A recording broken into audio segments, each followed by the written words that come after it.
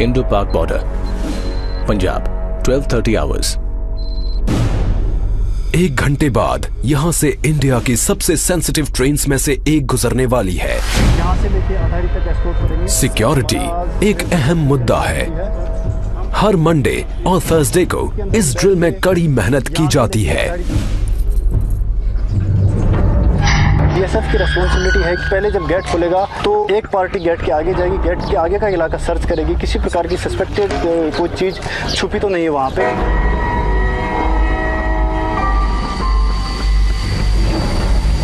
जो ट्रेन पाकिस्तान से आएगी उसको जीरो लाइन से एस्कॉर्ट करके यहाँ पे अटारी स्टेशन से पहले जीआरपी की पोस्ट पड़ती है, उनको हैंडओवर करके वापस आना। साथ में डोमिनेटिंग फीचर के ऊपर में हमारे वेपन माउंट होते हैं तथा गाड़ियों के ऊपर में वेपन माउंट होते हैं कि किसी प्रकार की कंटीजेंसी या कोई बंदा भागने की कोशिश करे तो उसे हम चेज करके पकड़ सकें।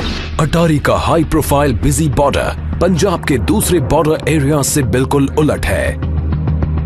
इसकी उपजाऊ जमीन की वजह से पंजाब को इंडिया की ब्रेड बास्केट भी कहा जाता है। इसकी थोड़ी सी जमीन इंटरनेशनल बॉर्डर और फेंस के बीच में पड़ती है। एज अ किसान गार्ड बीएसएफ के जवान फार्मर्स की तलाशी लेते हैं, ये देखने के लिए कि कहीं कोई इलीगल एक्टिविटी तो नहीं चल रही।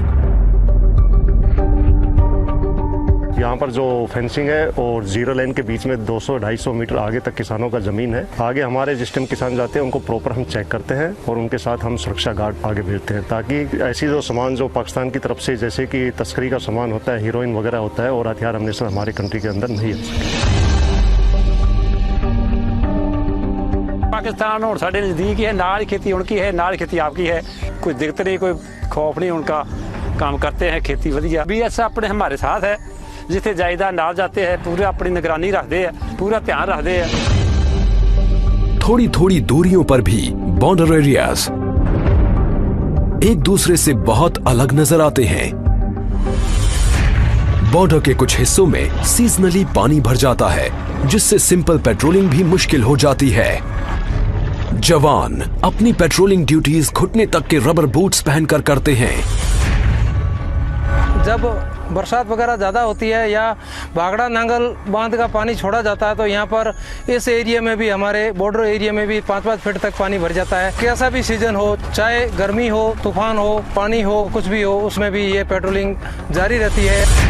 लेकिन इस बॉर्डर से साउथ में और आगे है एक ऐसा इलाका जो कहीं ज्यादा चैलेंजिंग है। यहाँ दूर दूर तक कुछ दिखाई नहीं देता, फिर भी साल के ज्यादातर समय खारे पानी से ढकी रहने वाली इस बंजर जमीन की बराबर चौकसी की जाती है। ये है ग्रेट रन ऑफ कच्छ, दुनिया के सबसे बड़े सॉल्ट डेजर्ट्स में से एक। ये है वेस्टर्न टर्मिनस पिलर 1175, इंडिया और पाकिस्तान के बीच आखिरी बाउंड्री पिलर। इससे आगे है क्रीक्स, स्ट्रीम्स और वाटरवेज का नेटवर्क जो अरेबियन सी में मिल जाता है। और ये है सर क्रीक, इंडिया और पाकिस्तान के बीच डिस्प्यूटेड खाड़ी। समंदर शांत दिखता है, लेकिन साइक्लोनिक विंड्स 1 मीटर ऊंची लहरें उठाकर ऑपरेशंस में रुकावट डाल सकती हैं। समंदर में मौजूद बॉर्डर्स की चौकसी के लिए बीएसएफ का अपना वाटर विंग है। नदियों और समंदर की पहरेदारी के लिए इन फास्ट अटैक क्राफ्ट्स में लगे अल्ट्रा मॉडर्न कम्युनिकेशन सिस्टम्स इस्तेमाल किए जाते हैं। इस वेसल को हम रात को दिन में कभी मूव कर सकते हैं। लेटेस्ट टेक्नोलॉजी के हमारे जीपीएस है, रडार है, इको साउंडर दे रखा है, तो ये इसमें लेटेस्ट मैप्स इसमें फीड कर रखे हैं। इसमें हमने रूट मार्क कर रखे हैं, रात को सुबह हम कभी इसमें मार्च कर सकते हैं। सावला पीर क्रीक्स में ये एक ऐसी लैंड आउटपोस्ट है जो कई किलोमीटर के इलाके में हाईएस्ट पॉइंट है। बॉर्डरमैन हाई बूट्स और एंकलेट्स पहनते हैं ताकि उनके पैर जानलेवा सांपों से बच सके। वो इस वीरान पोस्ट पर साल के 6 महीने निगरानी रखते हैं। इसकी स्ट्रेटेजिक इंपॉर्टेंस बहुत ज्यादा है और इसकी वजह है पाकिस्तानी एक्टिविटीज। क्रीक्स के आसपास कीचड़ और दलदली जमीन पर दिन में 2 बार आने वाले हाई टाइड्स की वजह से पानी भर जाता है। इस जियोग्राफिकल चैलेंज को कंट्रोल करने के लिए स्पेशल स्किल्स की जरूरत होती है और ये क्रीक क्रोकोडाइल कमांडोज पानी और दलदल दोनों में काम को बखूबी अंजाम देते हैं। क्रीक्स में आने के तमाम रास्तों से घुसपैठ का खतरा बना रहता है। पड़ोसी की पकड़ी गई ये बोट्स इलाके की स्ट्रेटेजिक इंपॉर्टेंस की तरफ इशारा करती हैं। ऐसा इलाका जहां बॉर्डरमैन का इम्तिहान उस पार बैठा दुश्मन ही नहीं, यहां की जमीन भी लेती है। हजारों किलोमीटर दूर इंडिया के ईस्टर्न फ्रंट पर पड़ोसी बांग्लादेश का रुख दोस्ताना है, लेकिन फ्रेंडली बॉर्डर की पहरेदारी में अलग तरह के चैलेंजेस होते हैं, जैसे कैटल स्मगलर्स,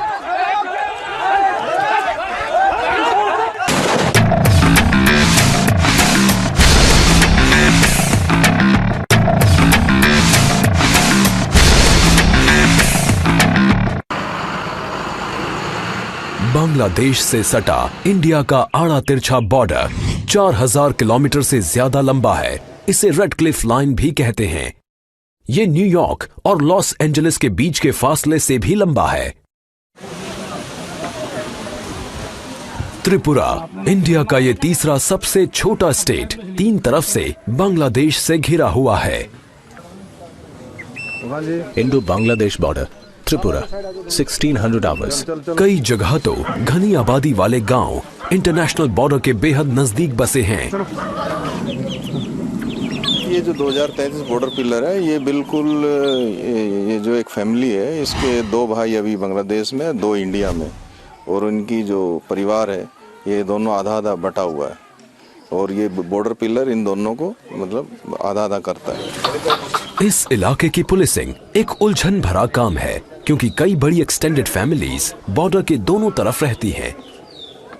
हम लोग ऐसा कोई महसूस नहीं हुआ ये इंडिया है या बांग्लादेश है। हम लोगों का बहन भी वहाँ पर शादी हो रहा है, मेरा भाई भी वहाँ पर शादी हुआ है, मेरा काका भी उधर की शादी करने वाला है, मेरा नाना का घर भी उधर ही है। लेकिन आबादी से दूर घनी हरियाली से ढकी त्रिपुरा की लो हिल्स मुसीबत पैदा करती हैं।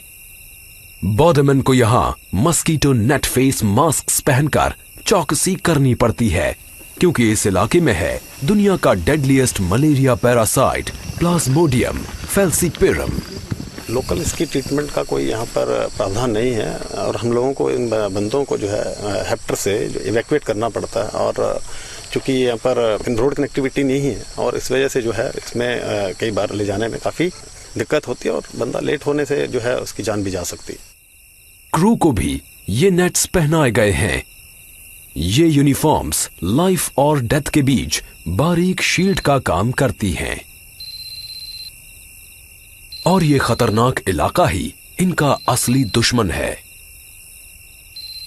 त्रिपुरा के साउथ वेस्ट में 300 किलोमीटर से थोड़ा आगे बीएसएफ के ये जवान रात में चौकसी कर रहे हैं। यहाँ चैलेंजेस बिल्कुल अलग हैं।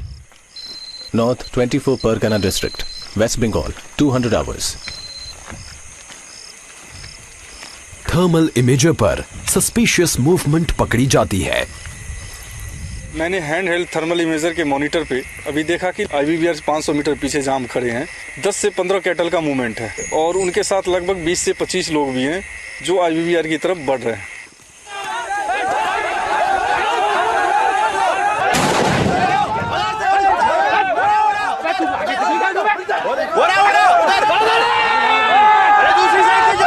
पीछा किया और पकड़ लिया। इंडिया बांग्लादेश बॉर्डर के 1/4 हिस्से पर फेंस नहीं है। इसी वजह से इन इलाकों में बहुत ज्यादा कैटल स्मगलिंग होती है। 2014 में लाखों डॉलर कीमत के करीब 20 लाख कैटल बॉर्डर के पार स्मगल किए गए थे।